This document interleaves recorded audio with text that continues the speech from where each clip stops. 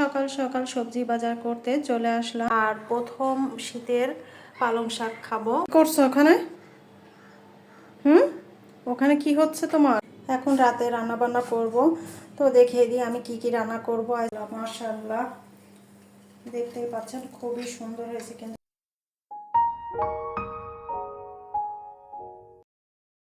Hello everyone, আসসালামু আলাইকুম, welcome back to our channel. কেমন আছেন সবাই? আমরা আলহামদুলিল্লাহ খুব ভালো আছি। সকাল সকাল সবজি বাজার করতে চলে আসলাম। এখন মোটামুটি শীতের সবজি উঠে গেছে।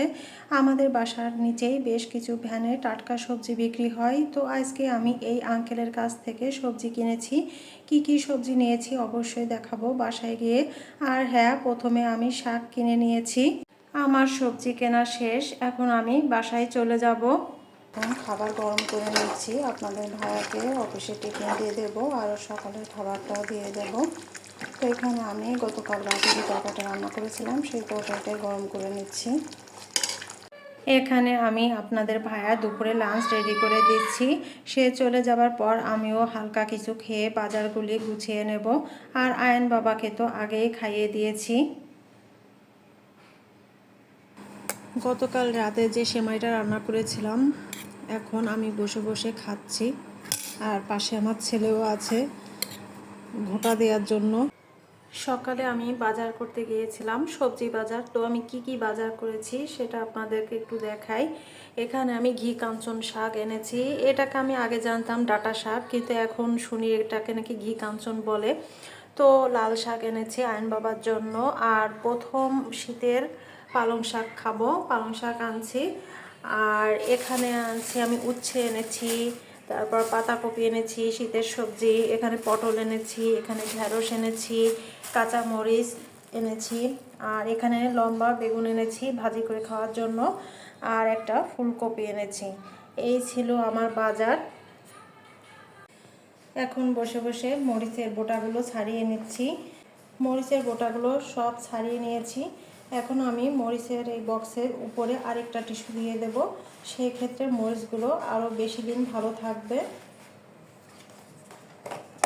এই যে এইভাবে রেখে দেব ফ্রিজে।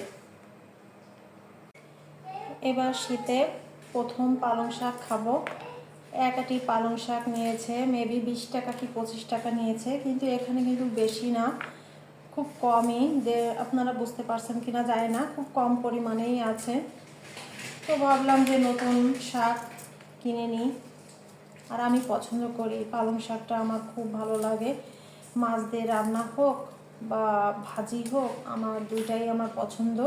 তো এখন শাকগুলো কেটে নেব। এই যে দেখতে পাচ্ছেন আমার ছেলে এখন আমাকে হেল্প করার জন্য চলে আসছে। ওই যে একটা পলি নিয়ে আসছে, এনে শাকগুলো পলির ভিতরে ঢুকানোর চেষ্টা করতেছে।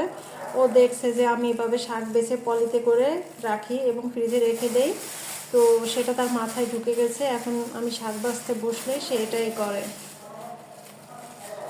এখন লাল শাকগুলো বেছে নেব। লাল শাকগুলো খুবই সুন্দর, একদম কচি শাক, আর একটা শাকও নষ্ট না। অনেক সময় হয় কি লাল শাকের ভিতরে অনেকটা পচা থাকে। ভিডিওর এই পর্যায়ে আমার মিষ্টি আপু এবং ভাইয়াদের বলছি, আমার ভিডিওটিতে একটি লাইক দিয়ে দিবেন। আর যারা আমার ভিডিওটিতে নতুন ভিজিট করছেন চাইলে সাবস্ক্রাইব করে আমার পাশে থাকতে পারেন। আর যারা অলরেডি দুটি কাজই করেছেন তাদেরকে মন থেকে অনেক অনেক দোয়া ও ভালোবাসা। শাক কিসের মধ্যে রাখছে দেখেন, সে ব্লেন্ডারে জাগ নিয়ে আসছে, তার ভিতরে শাক ঢুকাচ্ছে।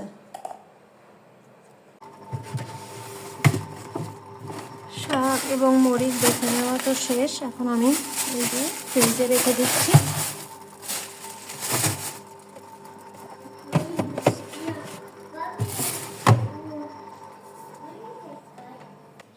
বেসিনে বেশ কিছু থালা বাসন জমা হয়ে গিয়েছে, তো এখন এগুলা ধুয়ে নেব।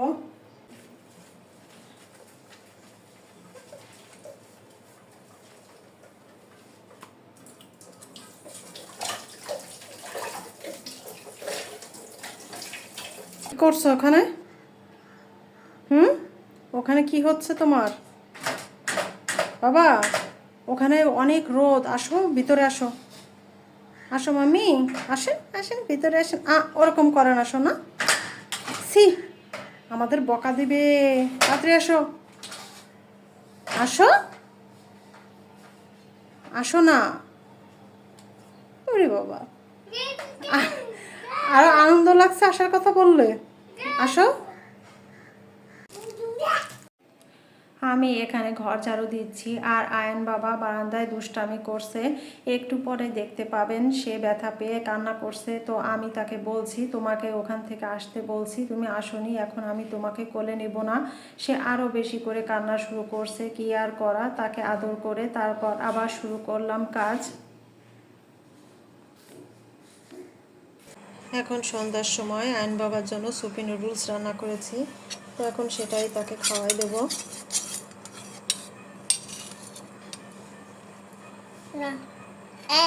তুমি একা খাবে? তুমি পারবে না, আমি খাওয়াই দেবো বাবা।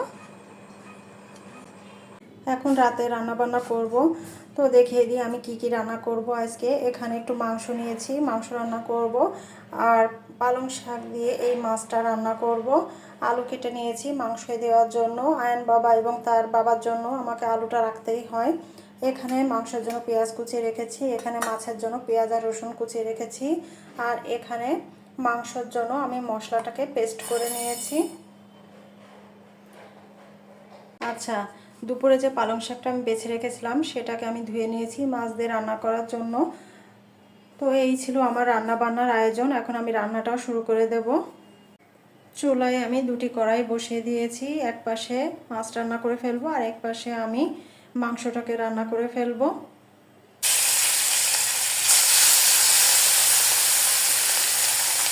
এখন মাংসটাকে ভেজে নেব, কড়াই গরম হয়ে গিয়েছে। মাছ ভাজা হয়ে গিয়েছে, এখন আমি মাছটাকে তুলে নেব। পেঁয়াজ এবং রসুনটাকে কুচিয়ে রেখেছিলাম সেটাকে দিয়ে দিচ্ছি, এটাকে আমি ভেজে বেরেস্তার মতো করে তুলে নেব। এদিকে আমার মাংসটাও ভাজা হয়ে গেছে, তো মাংসটাকে আমি তুলে নিচ্ছি। এখন আমি এখানে এই পালং শাকের সাথে কিছু আলু দিব। তো তেলের মধ্যে আগে আলুটাকে হলুদ, লবণ, ধনিয়া গুঁড়া দিয়ে হালকা ফ্রাই করে নেব। সেমভাবে আলুটাকেও ভেজে নিতে হবে। ভাজা হয়ে গিয়েছে, এখন আমি পরিমাণ মতো পানি দিয়ে দেব। তারপর পানিটা যখন ফুটে উঠবে তখন আমি পালং শাকটাকে অ্যাড করে দিব। পানিটা ফুটে গেছে, এখন আমি পালং শাকগুলো দিয়ে দেব। ঢাকনা দিয়ে ঢেকে দেব 5 মিনিটের জন্য। এদিকে আমি মাংস রান্না করার জন্য পেঁয়াজটাকে বেরেস্তার মতো ভেজে নিয়েছি, এখন বাকি মশলাগুলো আমি অ্যাড করে দেব। আমরা মাংস রান্না করার ক্ষেত্রে যে যে মশলা ব্যবহার করি সব কিছু এখানে একসঙ্গে আমি দিয়ে দিলাম। দারুচিনি, লবঙ্গ অ্যাড করে দিচ্ছি। এখন আমি পেঁয়াজ এবং রসুনের যে পেস্টটা সেটা দিয়ে দেব। মাংস রান্নার যে মশলাটা সেটা ভালো করে আমার কষিয়ে নেওয়া হয়ে গিয়েছে। এখন আমি আলু এবং মাংস একই সঙ্গে দিয়ে দেব।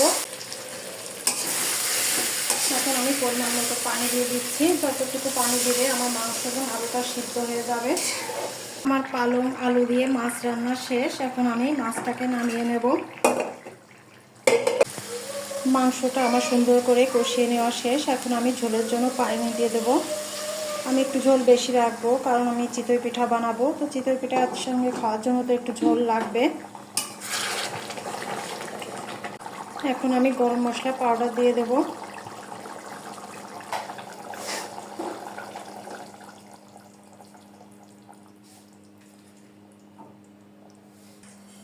আজকে রাতে চিতই পিঠা খাবো, তো পিঠা বানিয়ে নিচ্ছি। দেখি পিঠাটা কেমন হলো। মাশাআল্লাহ মাশাআল্লাহ, দেখতেই পাচ্ছেন খুবই সুন্দর হয়েছে কিন্তু পিঠাগুলো।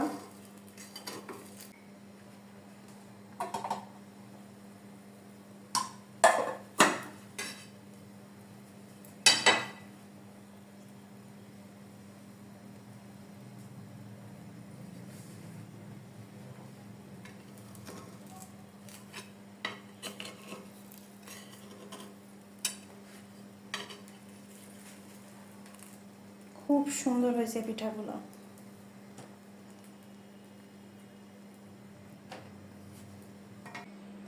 আপনাদের একটু কাছ থেকে দেখাই পিঠাগুলো কিন্তু খুব ভালো হয়েছে, সুন্দর ফুলেছে। আর পিঠাগুলো সব জায়গায় একটা জালি জালি জালি জালি ভাব হয়ে গেছে। এই পিঠাগুলো কিন্তু ভিজবেও অনেক সুন্দর। তো আমার ভিডিওটি এই পর্যন্ত। সবাই ভালো থাকবেন, সুস্থ থাকবেন, আমাদের জন্য দোয়া করবেন। আল্লাহ হাফেজ, আসসালামু আলাইকুম।